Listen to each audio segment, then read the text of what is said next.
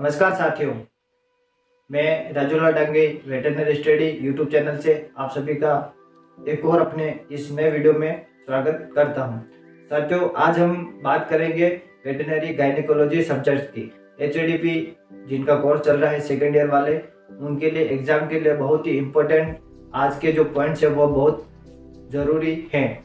Veterinary gynaecology पशु प्रजनन animal प्रजनन की जो सब्जेक्ट है अब आपकी एनिमल वेटरनरी गायनेकोलॉजी, उसके कुछ इम्पोर्टेंट पॉइंट्स है जो आपके एग्जाम में बहुत बार और ज़्यादा पूछे जाते हैं, जो आज मैं आपको इस वीडियो में पूरे कंप्लीट टॉप 20 पॉइंट्स बताऊंगा जो फिलिंग द ब्लैंक्स में पूछे जाते हैं।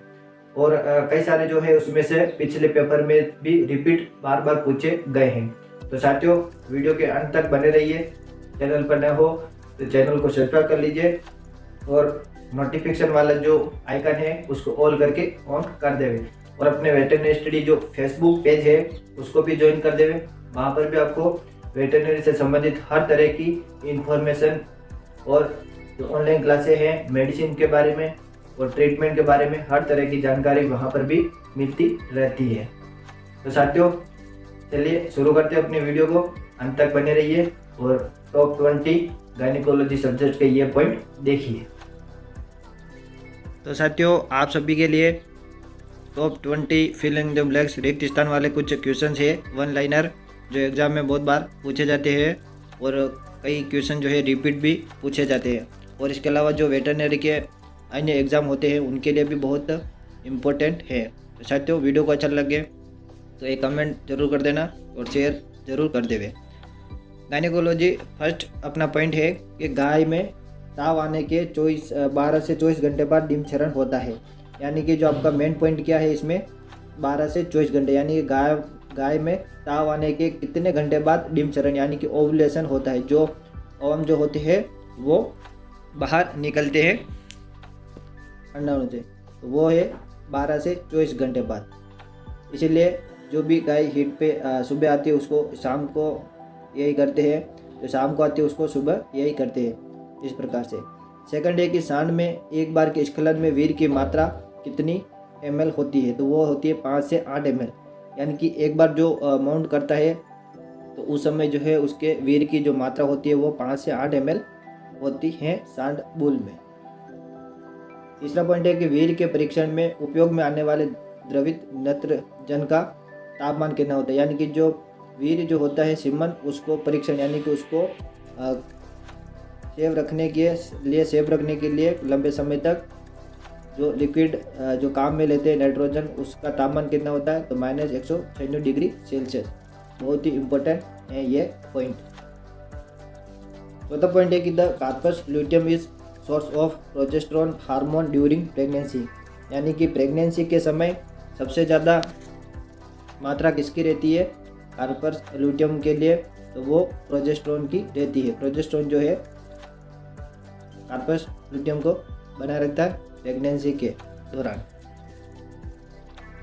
पांचवा पॉइंट है कि सेशन मुंड के सूजन की अवस्था में को क्या कहते हैं। सेशन मुंड यानी कि जो आपका पेनिस जो होता है उसका अगर इन्फ्लामेशन हो जाता है तो उस स्टेज को क्या कहते हैं, तो उसको कहते हैं बेलेंटाइटिस। ठीक है साथियों, क्या कहते हैं, बेलेंटाइटिस। अगला पॉइंट है अपना कि भ्रूण के सिर के पार्श्व विस्थापन को क्या कहते हैं। यानी कि पार्श्व विस्थापन यानी कि अगर वो घूम जाता है तो जो भी फिटस होता है प्रेगनेंसी के समय अगर वो पार्श्व विस्थापित हो जाता है तो उसको क्या कहते हैं, तो उसको कहते हैं लेटरल डिवाइसन कहते हैं। सातवां पॉइंट है कि गायों में भ्रूण का सूखना, जब भी कोई भी गाय भैंस है अगर उसमें अगर कोई फीटस अगर सूख जाता है, ड्राई हो जाता है, तो सूखना किस प्रकार का स्टेज पाई जाती है, तो उसको हिमेटेनिक कहते हैं। क्या कहते हैं, यानी कि गायों में भ्रूण का सूखना हिमेटेनिक प्रकार का पाया जाता है। आठवां पॉइंट है कि गायों में आरंभिक भ्रूणी मृत्यु नामक रोग से होती है। यानी कि गायों में जब भी आरंभ में यानी कि शुरू के 2-3 महीनों में अगर भ्रूण की मृत्यु हो रही है तो वो किस रोग के कारण हो रही है, तो वो लेप्टोस्पायरोसिस नामक रोग के कारण आरंभिक भ्रूणीय मृत्यु हो जाती है।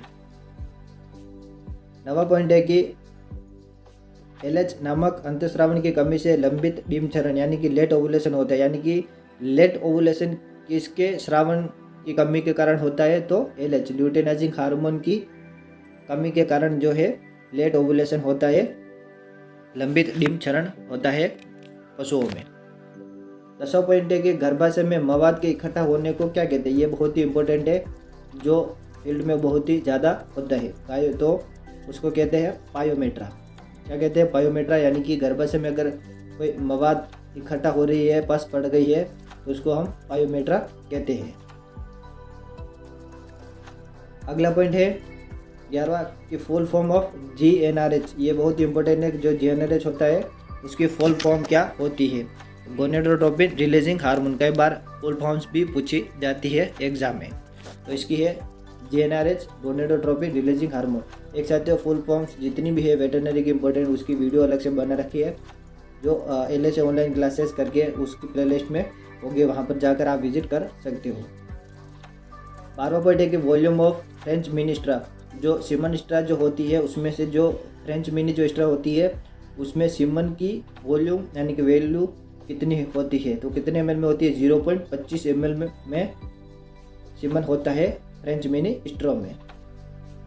13 पॉइंट है कि hormone responsibility for maintenance of pregnancy is, यानी कि प्रेगनेंसी को मेंटेन रखने के लिए कौन सा हार्मोन रिस्पॉन्सिबिलिटी है? तो वो है प्रोजेस्टेरोन हार्मोन। यानी कि प्रोजेस्टेरोन जो हार्मोन है वो प्रेगनेंसी को बनाए रखता है। अगर गर्भावस्था के दौरान प्रोजेस्टेरोन हार्मोन की जो है कमी हो जाती है तो अबॉर्शन हो जाता है। 14वां पॉइंट है कि ब्रुसेला के कारण गाय में 3rd ट्राइमेस्टर में गर्भपात हो जाता है। यह बहुत ही इम्पोर्टेंट है कि जो ब्रुसेला जो रोग है उसके कारण गायों में 3rd ट्राइमेस्टर में यानी कि तीसरे ट्राइमेस्टर में गर्भपात हो जाता है। एक ट्राइमेस्टर में जो है साथ 3 महीने होते हैं, यानी कि 3rd ट्राइमेस्टर यानी कि अंतिम के जो 3 महीने होते हैं, 7, 8, 9 जो लास्ट के 3 महीने होते हैं ब्याह के, उस समय ब्रुसेला के कारण ट्राइमेस्टर हो जाता है गर्भपात।